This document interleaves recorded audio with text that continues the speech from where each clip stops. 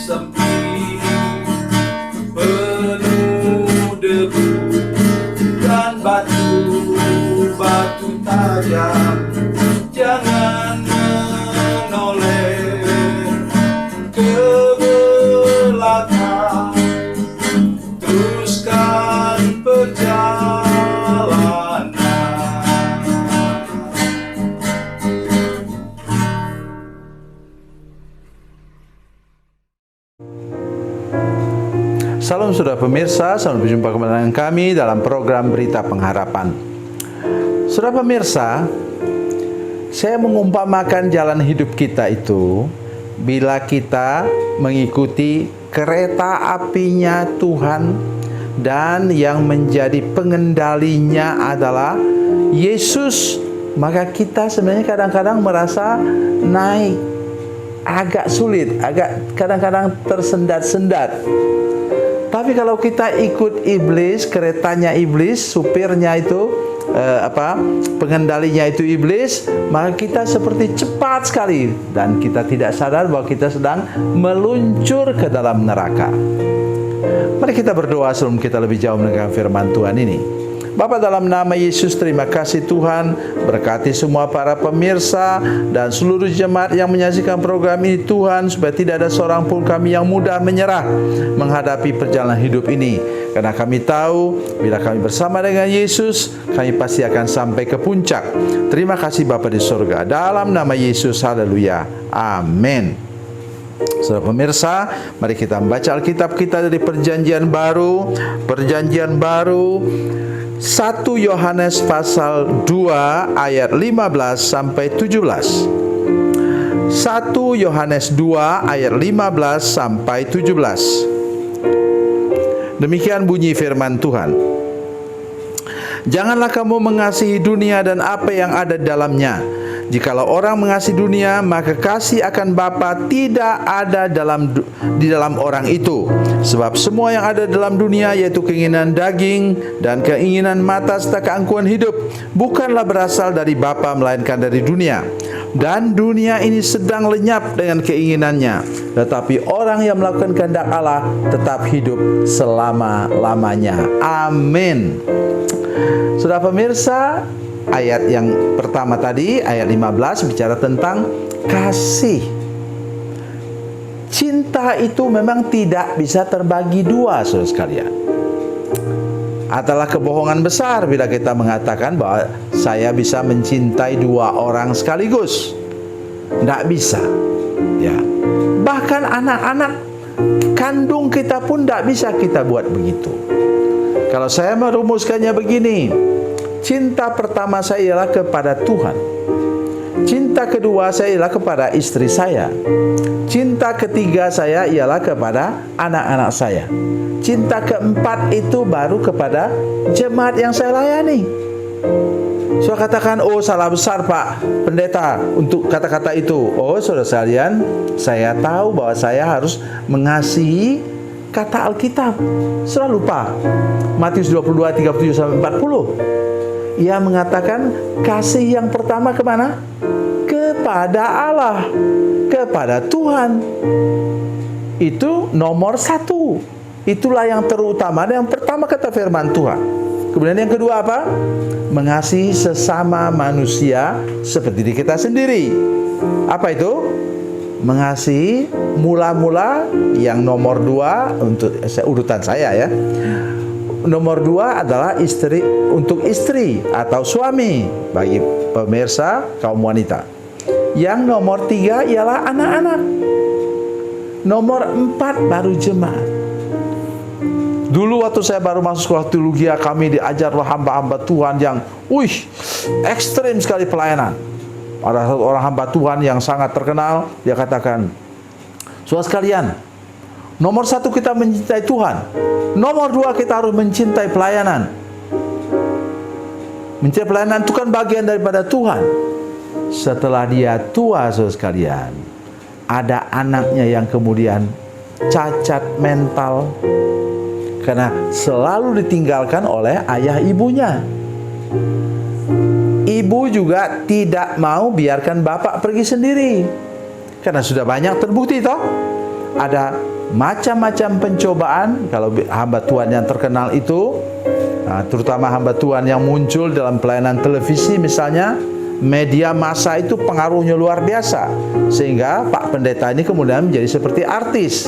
Karena itu ibu ini tadi tidak mau ketinggalah anak-anak dengan pembantu di rumah. Sampai orang katakan, kenapa tingkah laku anakmu seperti sapi?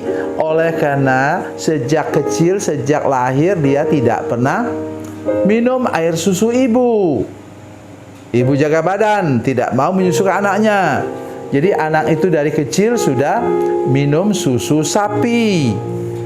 Saudara pemirsa, saya bukan mengejek kita sekalian yang buat begitu, tidak. Tapi saya sekarang menyampaikan kebenaran firman Tuhan. Yang kedua, apa kata firman Tuhan di sini?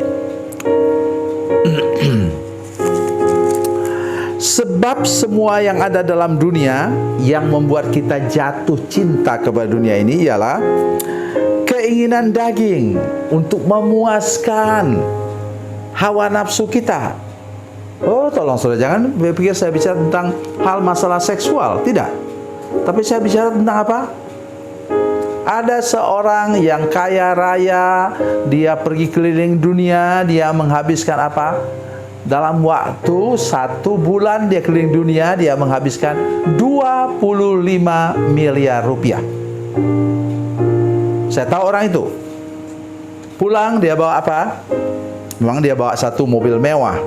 Ya, mobil jenis yang terbaru sekarang, mobil mewahnya. Ya, harganya mungkin sekitar 3-5 miliar. Tetapi yang dia beli apa saudara sekalian? Sepatu harganya 100 juta. Waktu saya dengar itu, aduh, mungkin sepatu itu lebih baik dipajang aja. Sayang mau dipakai. Pakaian-pakaian merek terkenal. Saudara tahu itu harganya berapa? Atasannya saja 50 juta, bawahannya juga 50 juta, 100 juta satu setel pakaian. Ngapain pakai pakaian seperti itu? Jam tangannya 4 miliar karena bertaburan dengan berlian. Untuk perbaikinya harus datangkan teknisi dari Swiss. Oh, saudara-saudara sekalian, seorang hamba Tuhan terkenal yang kaya raya, dia katakan, ini jam tangan yang saya pakai ini harganya hanya beberapa ratus ribu rupiah saja. Mengapa? Toh yang ditunjukkannya itu sama saja. Jam tangan bermerek dan jam tangan seperti ini, ya jam tangan boleh katakan ecek-ecek lah, jamnya tetap sama.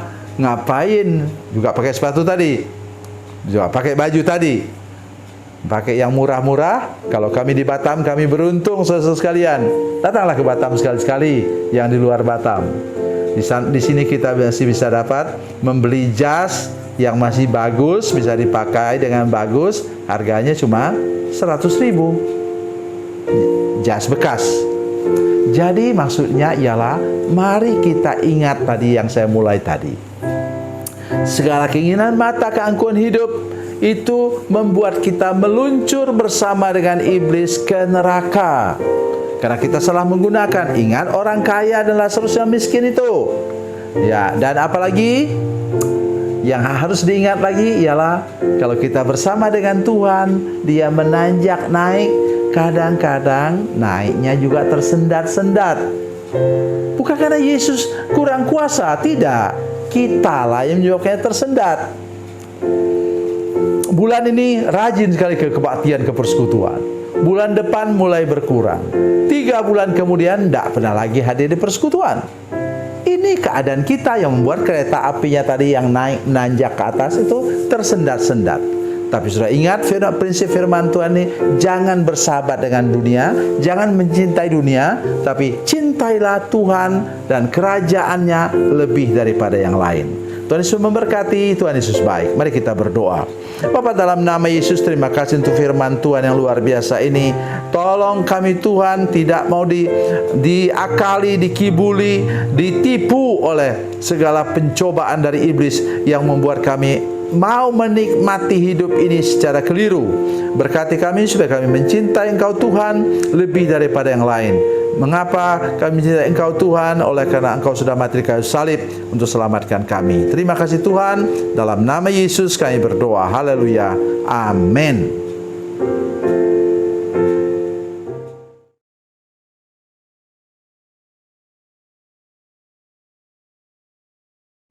Salam saudara pemirsa, mengakhiri program ini saya mohon kepada saudara-saudara pemirsa sekalian untuk bila saudara menyaksikan program ini melalui channel YouTube, maka tekan subscribe dan bunyikan lonceng.